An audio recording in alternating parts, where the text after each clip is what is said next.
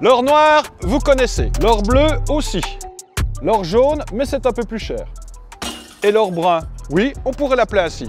Le prix du bois de chauffage augmente. L'été dernier, le ster de bois était à environ, en moyenne, à 84 €. Cette année, il culmine à 140 €, plus 70%. Le pellet, lui, fait un bond de 120%. De 4,20 € le sac de 15 kg, il est passé à 10 € environ. Les prix du bois de chauffage et du pellet flambent. Pourquoi et va-t-on en manquer? Tout a commencé l'année dernière avec le Covid. Encore lui! Avec le confinement et le télétravail, nous avons voulu améliorer notre confort. Mais ce qui a provoqué une ruée sur l'achat des poêles à bois et à pellets, c'est la hausse vertigineuse du gaz et du mazout. Parce que c'est certain, se chauffer au bois coûte moins cher. Plus de poêles à bois sur le marché, alors la demande explose. Mais l'offre n'a pas suivi. Conséquence, les prix ont augmenté. Hausse de la demande, baisse de l'offre, augmentation des prix. C'est le b.a.-ba de l'économie. Explication, tout se passe dans les forêts.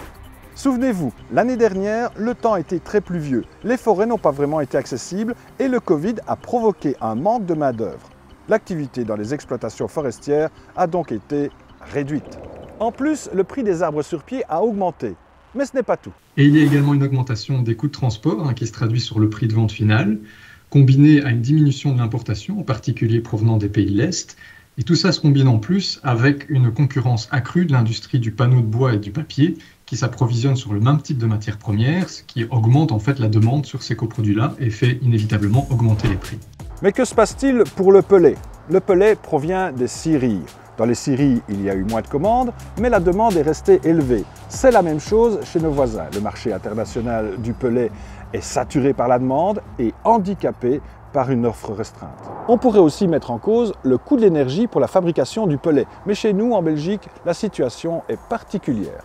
Donc chez nous, la situation est particulière dans le sens où les gros producteurs de pellets en Wallonie sont également les grosses scieries de résineux et ces grosses scieries sont équipées d'unités de cogénération. Donc ça veut dire qu'ils produisent eux-mêmes la chaleur et l'électricité qui peut être utilisée pour la production des pellets. Alors, va-t-on bientôt manquer de bûches et de pellets?